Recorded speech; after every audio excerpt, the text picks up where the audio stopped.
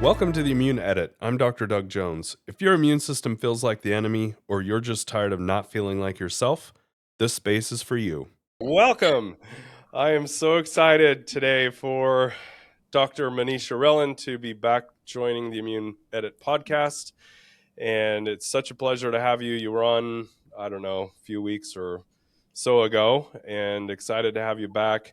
Thank you. For the audience, perhaps if they missed our first episode, which if they did, they need to go back and watch it because it was so good.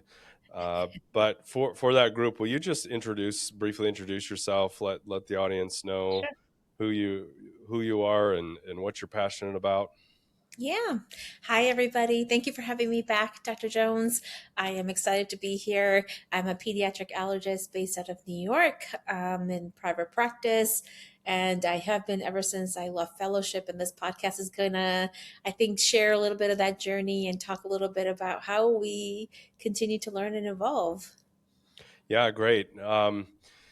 I'm excited. One of the things, you and I have had several conversations over the last few weeks, and in that conversation, like one of the things that I started thinking about was one thing that drives me nuts is when I see influencers get on and say, "Oh, here's the top 5 things your doctor won't tell you," or "Here's the top 3 things your doctor's hiding from you," and it makes me think, Dr. Rellan, are you gatekeeping information? Like, what exactly are Absolutely.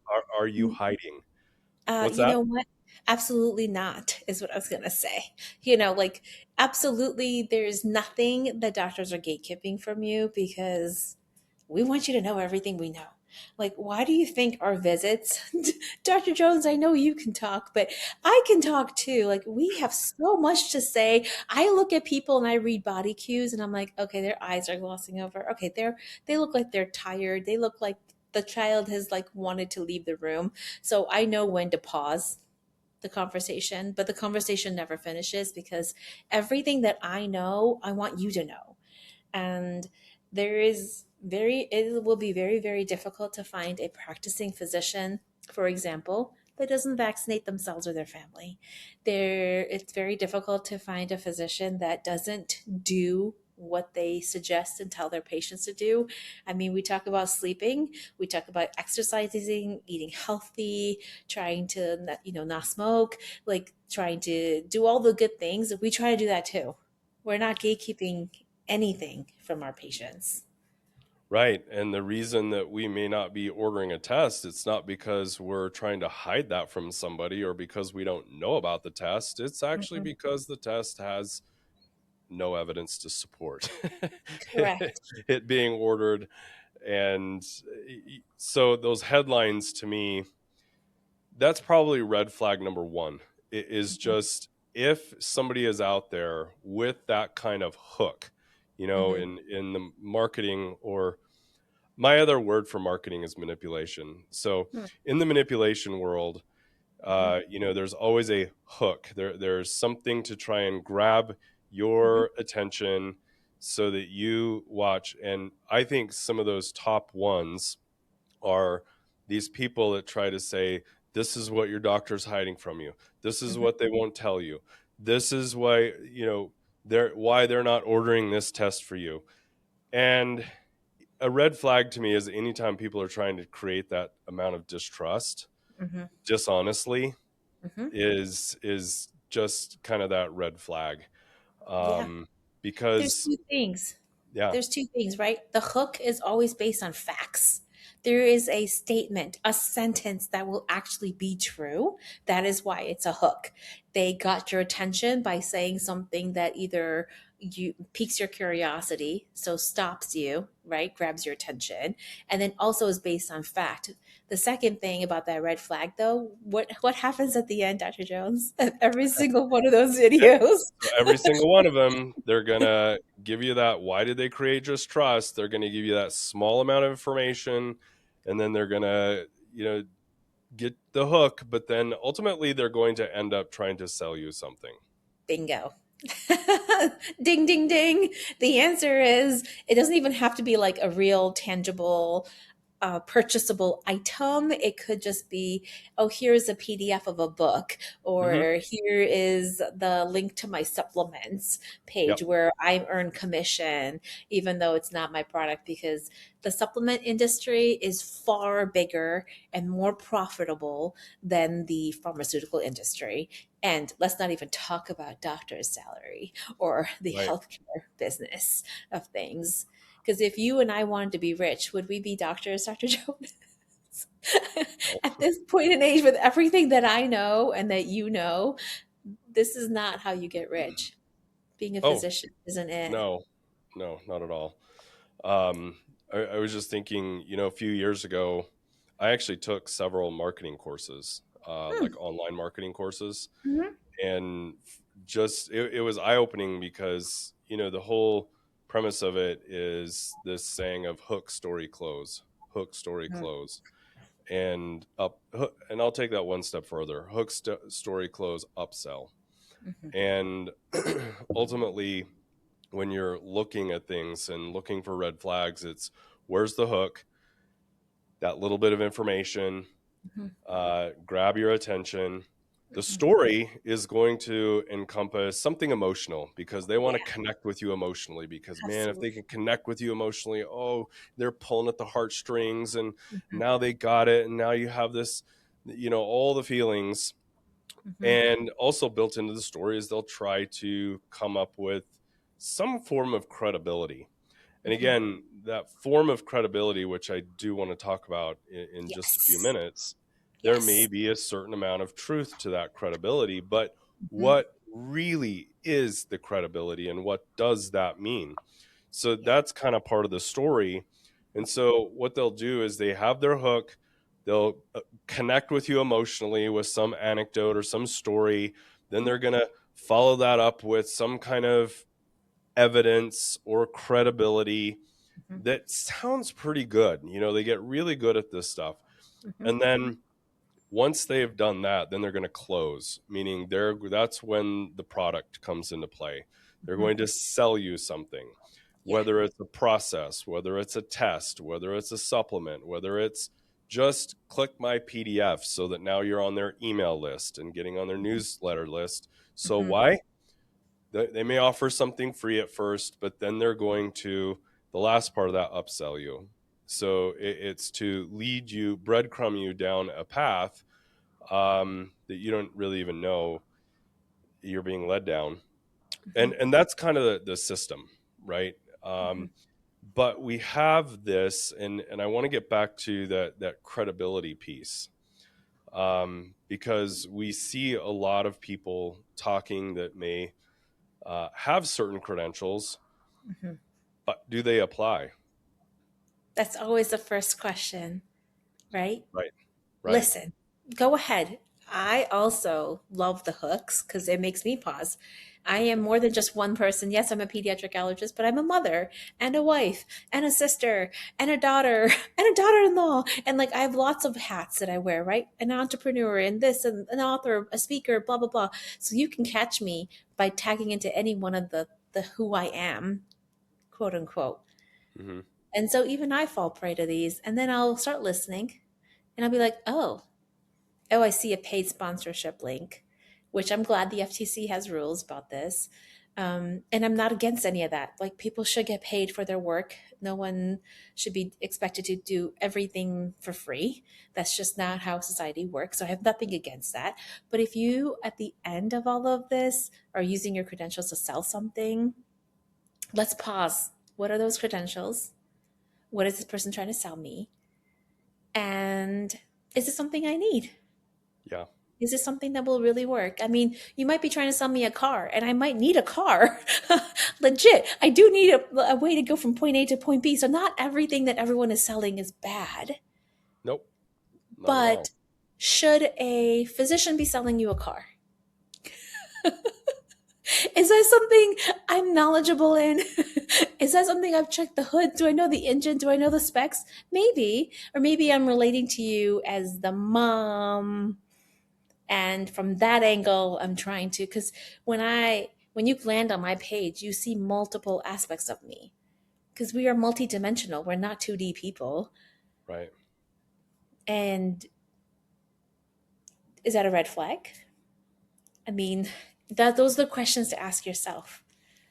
Right. Why I'm would gonna. physicians gatekeep supplements? Like, I honestly, this is one I can't get over and unwrap out of my head. Yeah. Why would I hide that your child has a nutritional deficiency and that's what's leading to their atopic dermatitis? Sorry, I had to bring that one up. I was really. That's good. Mhm. Yeah. I recently read an article about the some of the fallacies that are on social media, Mhm. and um, the top terms and the top things specifically in the allergy world. Hmm. And um, what they found was one of still the top hits that people are connecting with are food sensitivity tests, Mhm. for instance. And Mhm. that gets into when you talk about eczema, for instance. Yeah. um, they may lead with some hooks Yep. like your child has eczema, what is the or atopic dermatitis, what are the hidden food allergies you're missing? Mhm. Your child's covered in this rash and they're Mhm. miserable and they're struggling. What are they doing there? They're presenting the hook, Correct. Which is a giving true a statement. true statement. They're giving a Correct. little bit of that, and then they're going to now play with the story and the heartstrings of that poor child with covered in eczema, skin broken down, scratching all night, can't Yeah. sleep, Yeah. right? The It's so tired, tough. worn out mom who's so Oh, frustrated, exhausting. Oh, for sure. exhausted, Yeah. frustrated, Yeah. vulnerable. Disappointed, guilty, Yep, feels like it's their fault, their takes it into fault. themselves. The emotional component, definitely. And thinking, what am I doing wrong? If I Hmm. and how many patients have you had come in and say, if we can just find the one thing or the two things that I'm feeding him, what am I doing wrong here? So they Hmm. have the guilt, they have all the feelings, and they're Yeah. just searching desperately for that. Companies know Yeah. this, and so then they'll come in, swoop in with the, well, maybe it's that hidden food sensitivity. I hate Yeah. that word hidden, but I it's know. like maybe it's the hidden food sensitivity or hidden food intolerance or hidden allergy. Yeah. And then the parents are like, oh yeah, maybe it is something. Maybe I am doing, what am I doing wrong? And so now all they want to do is find the test. And that's like, well, guess what? There is an at home test that you can do. You don't At have to waste purchase, time at and cost, purchase. Yep. But you don't have to go to cash your up front. doctor. Right. Sorry, you have to pay that first before I ship the test to you. Two things though. Yeah. There's no such thing as a hidden allergy. Just putting that out there.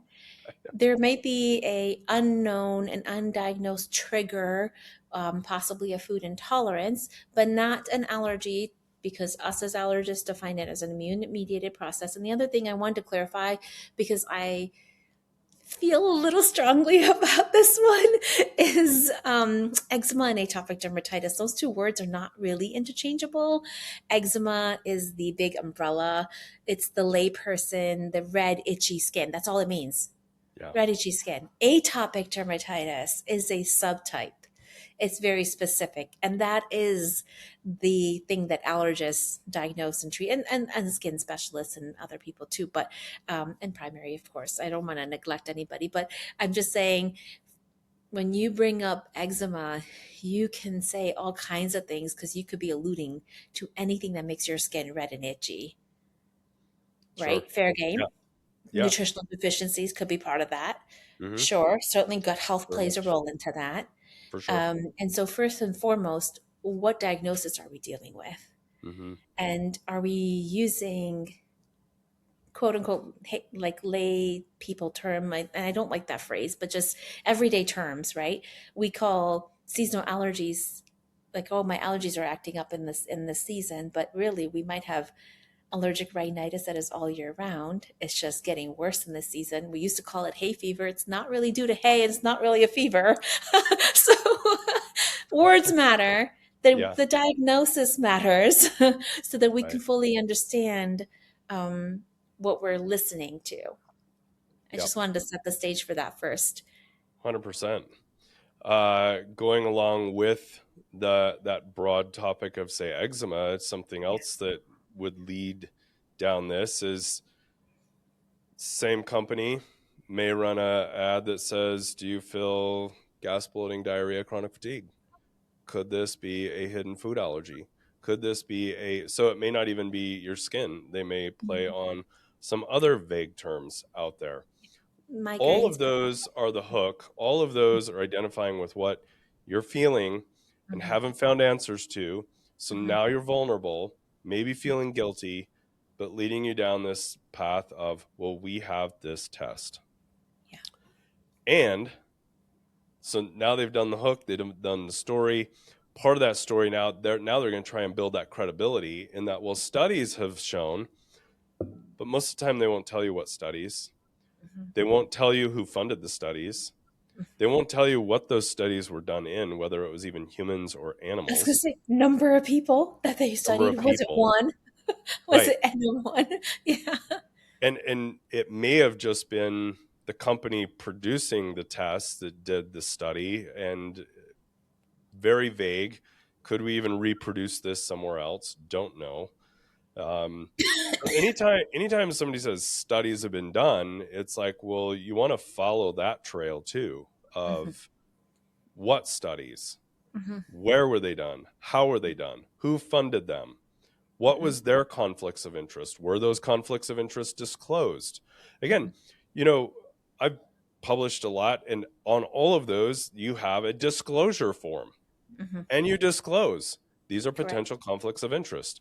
That's Yeah. okay. Yeah. There's nothing wrong with Yeah. having that, but be transparent with it, be upfront with it, let Hmm. people know this is where we're at, this is where we're not at. Yeah. But most of the time when they're selling those types of tests, Hmm. you don't have that information. And Hmm. then when they talk about the lab, they'll be like, well, this is a certified lab. Hmm. Okay, that's a What does true that mean? statement. Yeah. That's the part that will be true. Yeah, Yeah. it's a certified lab. Great. Mhm. And this test is certified. Great. Mhm. Okay. But the next question then is, but does the test mean anything? Yeah. Do I need to? I always say this in real life. I say just because I can order a test doesn't mean I need to or Correct. that I should. Yeah. And just because you can buy a certain product doesn't mean that you need the product. And will it Yep. suit your needs? Will it fit you? Is it Right. indicated? Right. AKA. Yeah. So I think these are just some of those common misconceptions that, oh, what is your doctor hiding from you? Nothing. We're not. Just What you because we see don't is order the what you test. what you see Right. is what you get. I Right. mean, how often do you get those tests anyway, even if you don't order them? I have a consult that was sitting on my desk on Friday, and it was not a test I ordered, but it was IgG to foods, Mm-hmm. and the new patient that wants me to interpret the test results. So here's the thing: the person that ordered your test is responsible for the interpretations of that test, Yeah. not me. I didn't order it. I would never tell you to do it, and therefore I cannot interpret the test for you. And this is where people get bamboozled. Yeah. It 100%. really is. Because then they're Yeah. like, oh, take it back to your doctor, review the results with them. Well, no, you directly went around my relationship with my patient and sold the test to them. In this case, not someone I've established relationship with, but anybody. So who does that owner fall on? Right. It's crazy. Yeah, but I think part of it is that we don't have all the answers in science and medicine yet. Mm-hmm. These symptoms that people are feeling are real. Very This much so. baby with the itchy skin that doesn't sleep at night, my heart like rips. That any child, especially the infants, like they are the most innocent, and they are just scratched and they're covered in their eczema. It's very uncomfortable. It's very emotional, and it's not something that I ever want to see on any child. It's not Right. something I'm going to gatekeep a treatment of or the root cause of. I will do my best And I spend a lot of time in those visits breaking down skincare routine, breaking down every single step of and I'm very detail oriented, so those visits are long. Right. People gatekeeping because Well, I want sometimes information. you may even have to get into the role of staph bacteria. You Yeah. know, huge player in that I don't Hmm. think is talked about, very much. Hmm. Um, or even potentially, flagrant mutations Hmm. or things of that nature, where Hmm. we'll talk about all of those Yeah. potential, issues Yeah. So what we're and saying basically is there's a genetic reason, and then there's mm, the environmental factors. environmental factors. And so the Flagler mutation being genetic, and then the Hmm. Staph aureus being the environmental burden on the Right, skin being right. your largest organ. So what we're saying is that we're not gatekeeping anything. I promise. Come talk to an allergist, a real board certified allergist like Dr. Jones. Who would you see for your asthma? Who would who who would you like to get your asthma advice from? Not my For primary care. example, a red So, flag should be okay, if someone other than an okay. asthma specialist, a pulmonary, sorry, I can go. Go ahead. Go ahead. Take it. I, I have a really funny story. Okay, Okay. good. So when I go to a doctor, I don't really like to tell them like who I am or what I do a lot. I just kind of like to go in and let them do their thing, right? Let them be them. And I figure as questions come out and they ask me questions, that things will come out. And I was trying a while ago a new primary care physician because I needed some refills basically on medications and different things. And this was sad because not one person actually from the time I got there looked me in the eye, Oh. even hardly greeted me, took me back. Um, Doc sits down, very brief. He's looking at his computer a lot of the times, and he's looking at my medication list, and he's like, um, because I have a history of like heart problems and also asthma, and he's was asking me because one of the you'll know this, Manisha, for the audience, there's a certain heart medication that can make asthma worse. It's called a Hmm. beta blocker. Okay. Hmm. Yeah. and and so I have to be on a beta blocker. Hmm. And he's like, well, how's your asthma? Is it worse? And I said, no, actually it's better.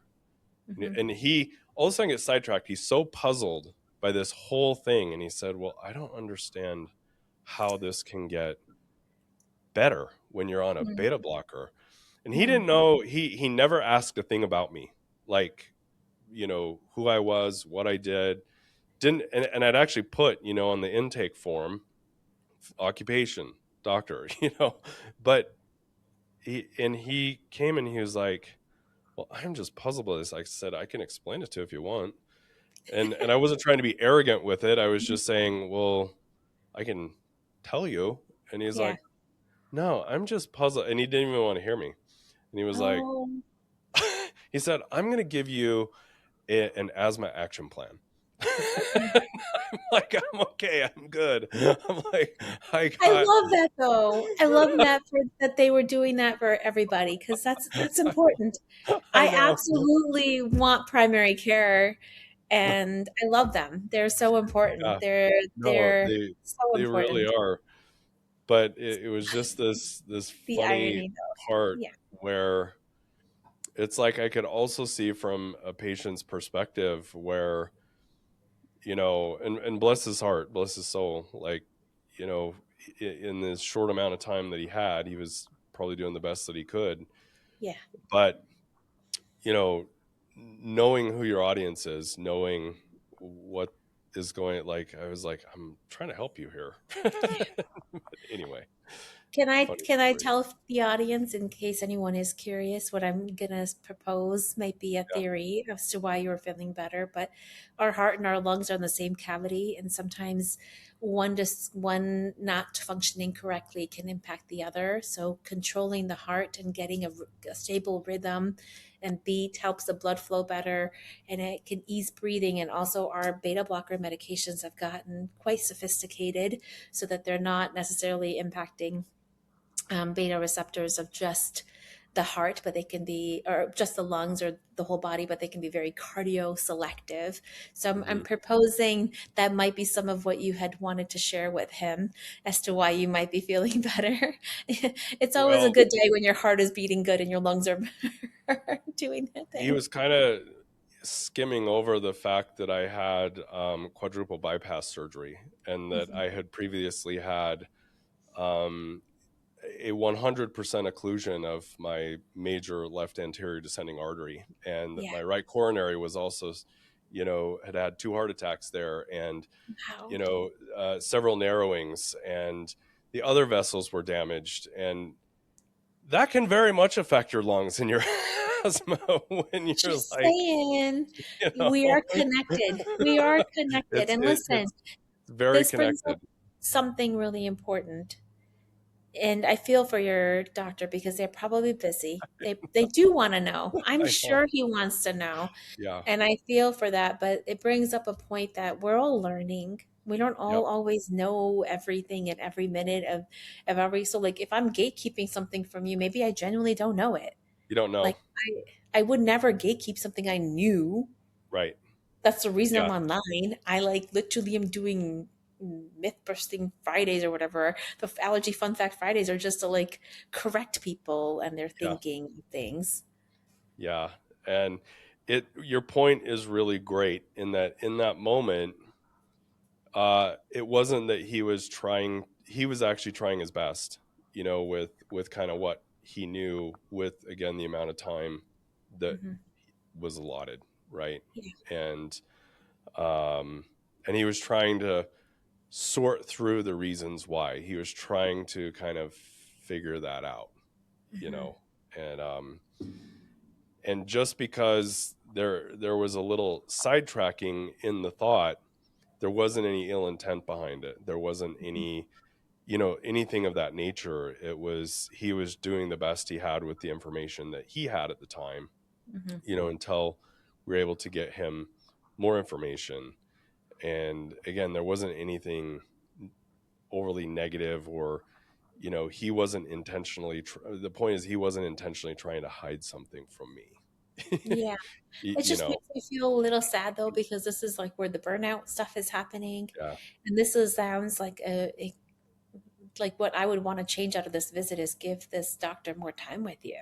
Right. And in today's world, that is not easy to do without leaving the healthcare system and the Right. health insurance system. And Right. so a lot of us have many reasons why we may stay in the system.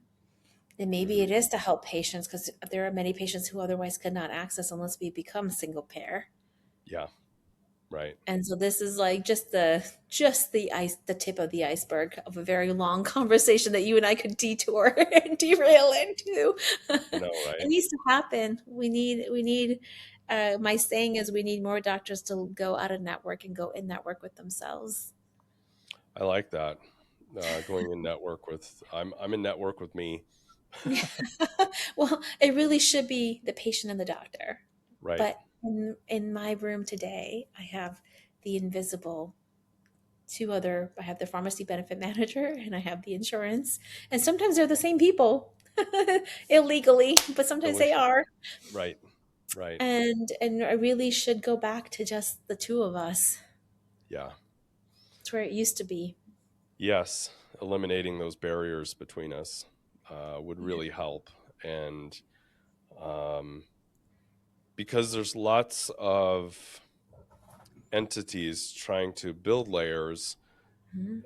but also build distrust Mhm. at the same time. And most of the docs that I know, granted, there's always outliers in Yeah. any walk of life, but Mhm. by and large, most docs, I think, are working really hard to just do the best they can in a really broken system, Mhm.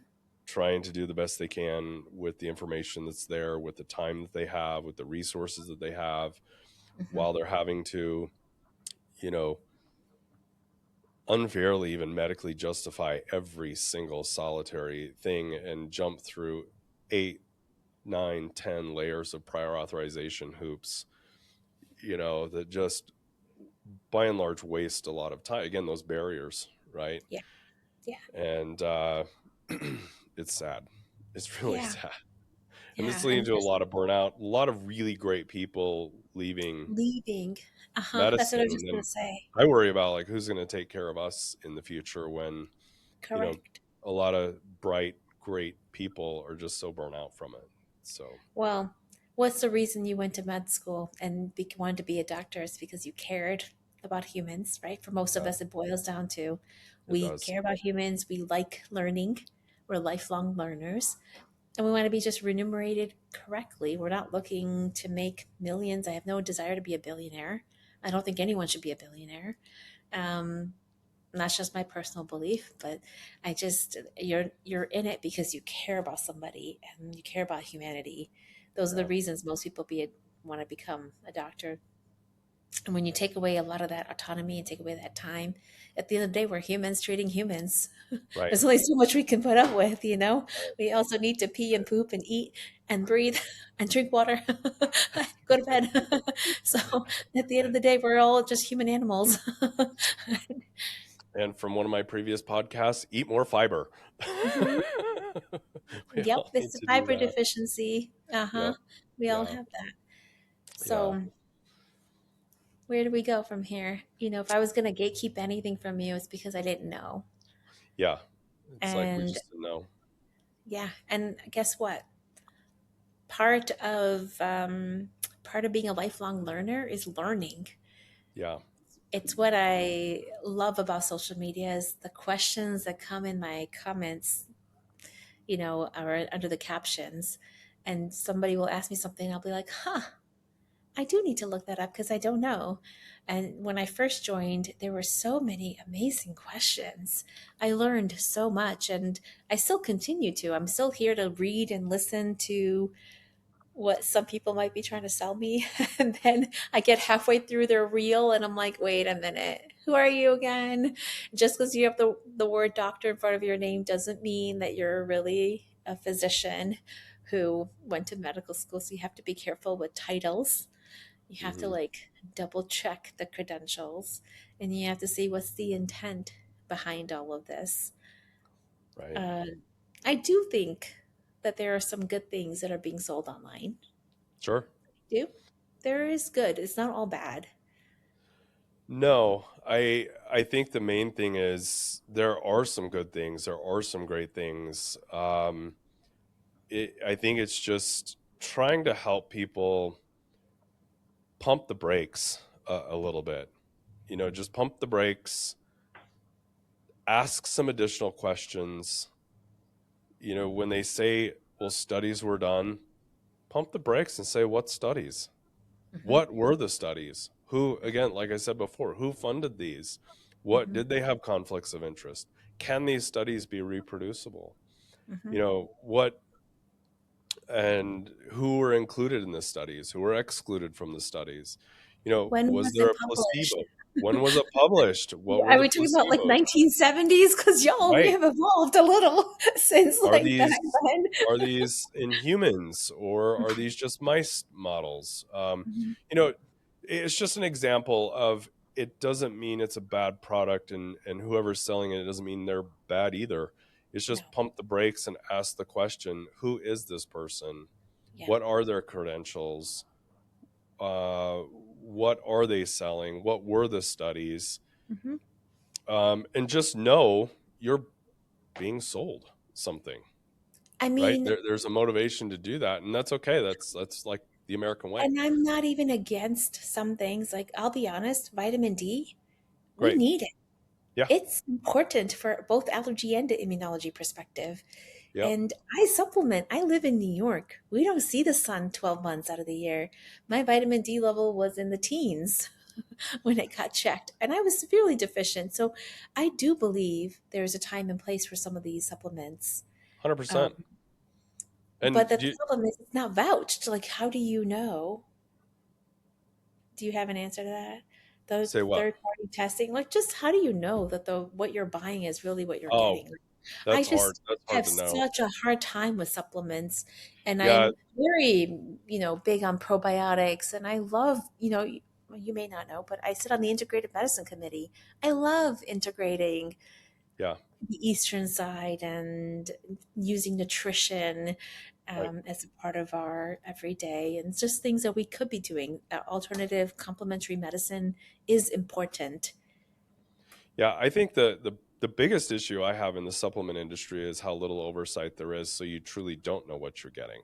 You Mhm. don't know what you're buying, and it's your best guess. And Yeah. to some degree, you have to make your best guess with the information you have. But how Hmm. can you really trust it when there isn't the oversight there, when they don't require the testing that, say, a Hmm. pharmaceutical product has to Yeah. go through? You don't really know what those ingredients are. It's the best guess.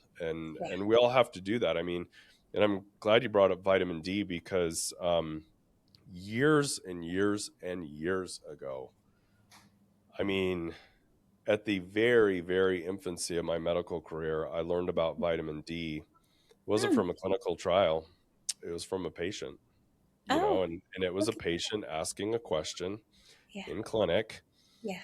and I didn't know. I didn't know the answer, and she was this very intelligent, elderly lady, Hmm. and posing a question to me, and she said, "I was reading about vitamin D in a journal, Hmm. in a journal, Wow. um, and there's some studies that show it can have some modulation of your immune system." Yeah. And I was like, my first thought was, what is this, another vitamin C, conspiracy? They should just mix Um, up C and D and and right next to each other. right, Yeah. but at the time, a Hmm. long time ago, I Hmm. had no idea. And she said, "Will you look into this?" And I said, "Yeah, I don't know that answer. So let me look into it." Hmm. And that was a beautiful moment because it was a patient who had done research, Hmm. who had done it in a really good way, came to me with an honest question. I didn't know the answer, and I told her I didn't know, but I would look Hmm. into it. Hmm. And unfortunately, I could not find anything in our literature, meaning the allergy immunology world literature. Hmm. I had to go outside of that into other specialties to Hmm. look for that. Hmm. And she's the first person that tipped me off into the great importance of vitamin D in our That's immune system, amazing. That's actually. amazing. I know. Sometimes we didn't talk about peer review journal aspect because you were talking about Mhm. journals. What does it mean to be peer reviewed? But sometimes research happens based on funding, and allergy immunology is a small field. So I'm not Right, surprised. So we're quite slow and we're quite behind where GI is comparatively to even the gut microbiome studies. I right. mean, yes, in the gut, so obviously GI is going to be on top of it. But like, even for our field, I feel like we're a little bit behind We compared are. to other fields. And sometimes I also feel like communication could be better between different organizations. We need to have a healthy dose of respect for each other Mhm. and what you know. And it's never, I know more than you. It's never about the ego. It's always about, like, I want to learn from you. And that's how I approach Mhm. things. Like, I never know everything. I had a Right. patient who taught me about quercetin, Oh, and I yeah. I think quercetin is amazing. And of course you eat an apple a day to keep the doctor away, but do you know why you eat an apple a day to keep the doctor away? And it's like all the polyphenols that are in a peel of an Yep. apple, and things that I learned because of those questions and those interactions. We're humans. We all have the same number of hours in a day, and you may have come across something that I just never came across. Yep. I That's, learned about yeah, quercetin from yeah. the food allergy support team annual meeting Oh, how cool. from a colleague of ours who Yes. suffers from chronic urticaria. Okay. And there was nothing else that helped him. He was on all these things, and he Yeah. was telling the story about how he came across this and how it helped. And he was sharing at Yeah. at, at the meeting, and but it was something he was personally dealing with it. It wasn't experience. even a Yeah. patient. And then he's like, okay, now I've been able to apply this. So anyway, Yeah. it's funny. But I mean, Interesting this story. also brings up a point. Anecdotes don't make evidence. They don't. It's beautiful though. We need to listen to each other because we are Hmm. just humans. And what is happening to one person could be happening to somebody else. But unless that person speaks up and shares it, and then we form a we use a scientific method, we Right. form the hypothesis, and then we go out and do the study. Well, we may never know. Those Right. processes take time. In today's day and age, information travels fast. So you go Yeah. to a conference literally fast. OIT. Sorry, I like the puns. And so, and so you learn Yeah. through sharing information. I actually get hives if my vitamin D level is low. Same. But I think I want to expand on your point because it's so critical in that anecdotes don't make science, but the anecdotes are important because those are the first listening. I always say the best teachers of medicine aren't textbooks, they're patients. And the Correct. reason for that is because it's the patient experience that we start hearing first. We Hmm. start identifying the anecdotes, we start identifying the pattern.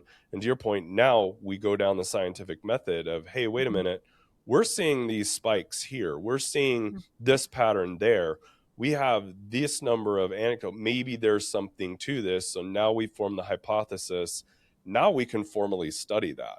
Yeah. Now we can really do those trials to understand, Hmm. perhaps, and then explain what we're Hmm. seeing or not seeing, and then how can this apply to a larger population. So it Hmm. doesn't stop there. It doesn't stop with the anecdote. The No, anecdote's the start.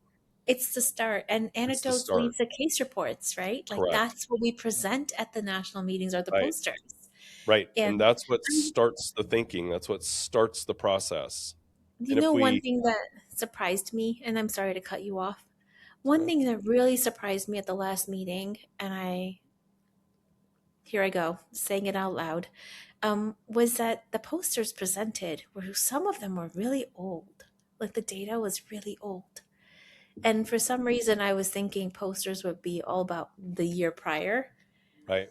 or a reflection of within the last 5 years. And I was really surprised to see the OIT and the food allergy data specifically, because that's where I have been trying to spend a lot of time teaching and learning for Hmm. myself.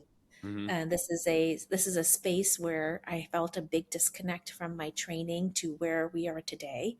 Sure. And this is where you play a pivotal role in my learning. Um, and I think that was really surprising to me. Yeah. And maybe it was the conference that I was at. It wasn't the Fast OIT. That's not where Right. I find the yearly updates of research that like our is so amazing because it really reflects on the last year and everything you missed and what you Hmm. needed to know about. But do you ever feel like when you go to conferences and you look at the date, so that's why the when is really Yeah. important as well? Yeah. Yeah. I find,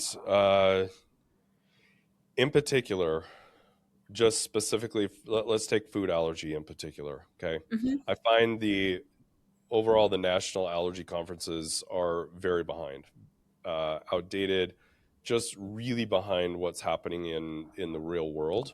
Hmm. And there was a few of us, just over a decade ago, that saw that the training programs, those that were in, the journals, that all the things were behind with what was happening, real world. So we, uh, to because there was a void of this, we actually co-founded a nonprofit organization, which Hmm. we've referenced here, called the Food Allergy Support Team. That's kind of where some of the origins of that came from. Was we could see the void, but we also knew this was only going to get bigger. This was only going to get more. And what we wanted to do was really create an education, research, and conference situation Hmm. that filled the void, that filled the gap that academics were missing, that the conferences hadn't quite caught up Yeah. to, Yeah. because we wanted to help. And Richard Wasserman, my mentor, in Hmm. our very first, and I quote this every year at the meeting, he said one of the best quotes. He said, "There are multiple ways to do food allergy treatment, Hmm. and we acknowledge that. What we're here to do is help you from not doing it wrong." Because there's many ways to do it right, but we want to guard against people from doing it wrong. And Yeah. so we want to embrace some of the differences. And so from that time, we've had a very collaborative meeting where we're learning from each other, we're sharing. A lot of Hmm. egos left at the door where we're able to share in that experience and embrace the many ways to do it right, but Hmm. also kind of put up some guardrails of, hold on, we want to guard against that because that may be going into the areas of harm or doing something wrong. And it's been awesome to see how it's evolved over the years because, my perspective, for instance, of learning about it and versus the first 10 patients I treated Hmm. versus the first 100 patients I treated versus the first 1,000 patients I treated versus the first several thousand patients I treated has changed. Absolutely. It's changed my perspective, my approach, how I think about it. It's all very much changed. And that's for a few reasons. One, my own personal growth Hmm. of what I've continued to learn, what I've continued to hear from patients, what I've continued to see boots on the ground. Yeah. But it's Literally also what I was thinking. but Yeah. it's also been able to evolve because of this conference, because of the Yeah. Food Allergy Support Team conference, because I can go once a year and listen to my colleagues and Hmm. listen to what they're doing and say, I hadn't thought of that. Yeah. Maybe we can, and I always walk away every year with several changes. Like, I really liked what this person said. I really like what that person said. We're going to implement this Hmm. because it's cutting edge. It's right Hmm. there. And the sharing and the learning and the collaboration, we're stronger together and we're better Absolutely. together. And the other thing is, it's never, ever once been influenced by industry. Right. We've not taken one dime from a pharmaceutical company, from industry, from anyone. It's just that good old fashioned docs Yeah. sharing with each other. I mean, and And APPs, but right, anybody and everybody in yeah, the provider aspect of the right, food option, right. including mental health and even dietitians that were Mental there. health, dietitian, Yeah. Yeah. nurses, Team. It's a team. our team, even Hmm. administrators have come to Yep. like understand this whole patient experience more and share in it. And it's been a really just beautiful thing, to stay on the forefront, pivot as we go along, learn from Hmm. each other, and not and also trying to eliminate a lot of the noise and a lot Yeah. of those barriers between us and the patient. I think said another way, the academic world has a lot of rules and red tape when it comes to research, and that's one of the reasons that I think that they're a little bit behind, because when you're dealing with patients and seeing them head front and you're saying, okay, these are the antidotes, that these are becoming the case reports, wait a minute, this is becoming a real thing that we're not doing this treatment.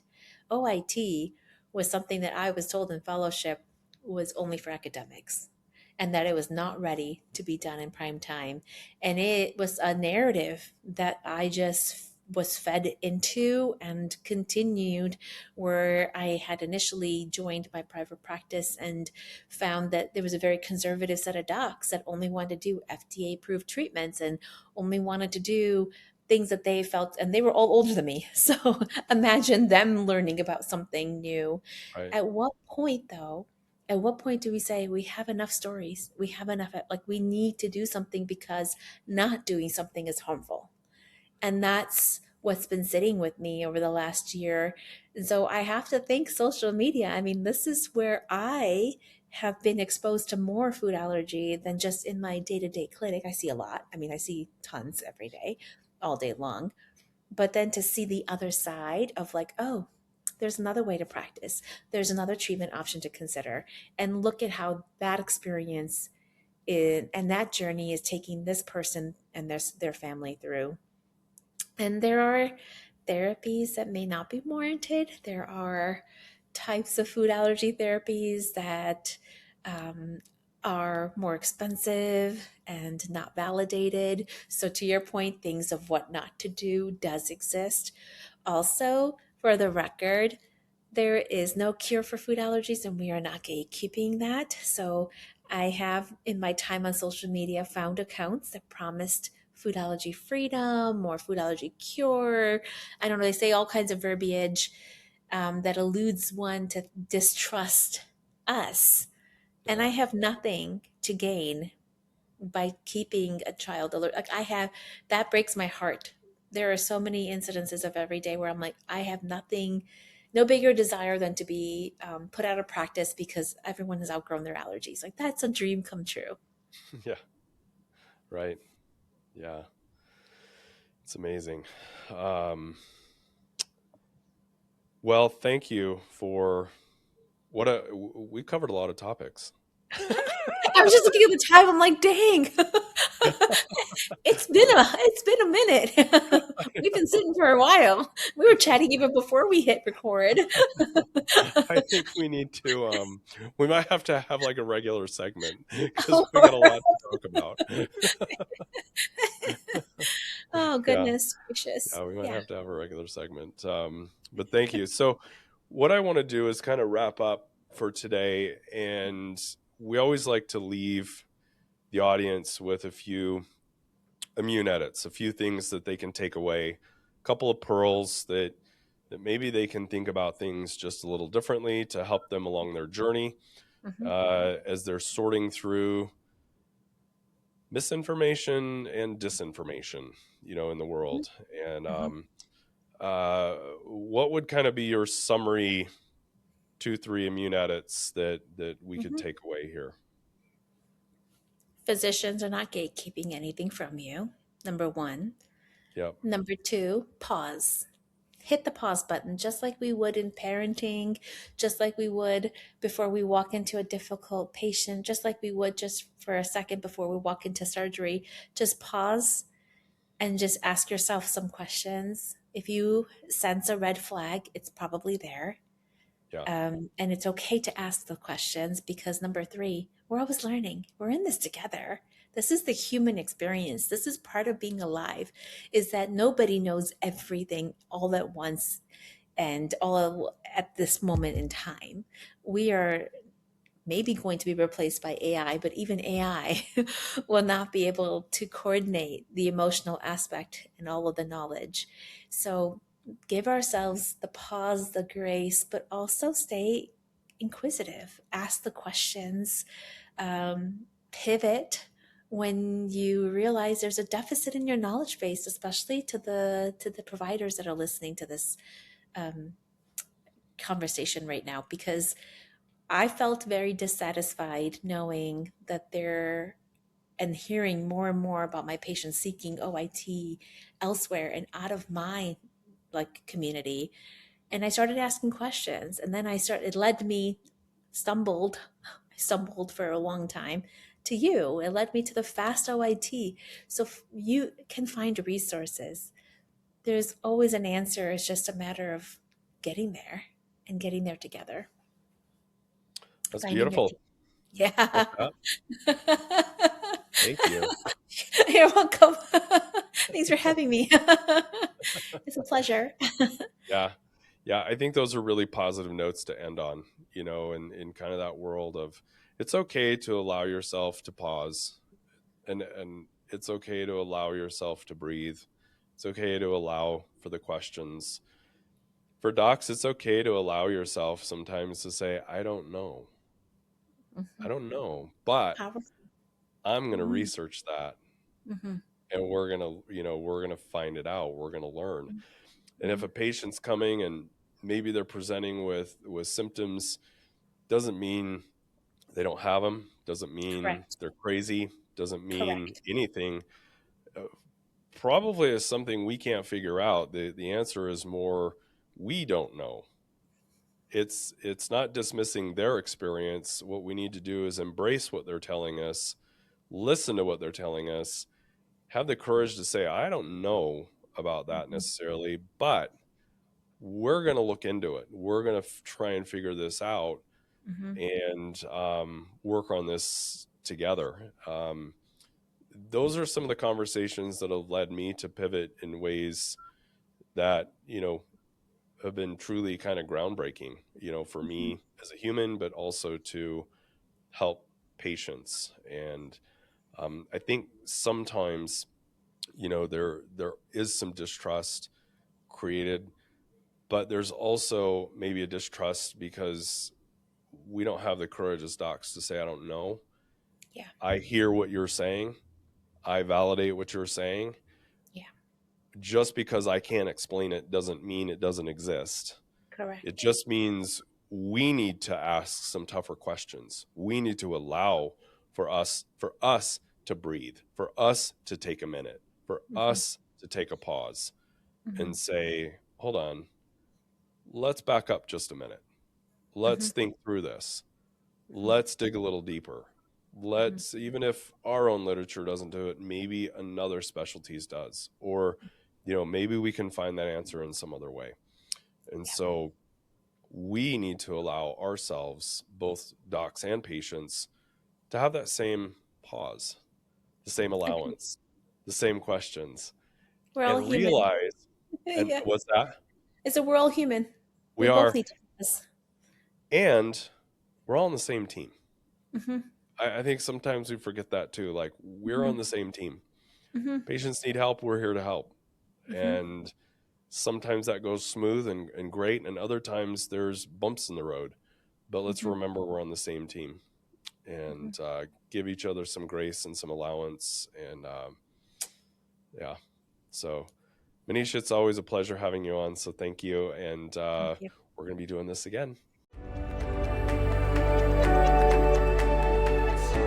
Thank you so much again for tuning in. We'll see you next time on The Immune Edit.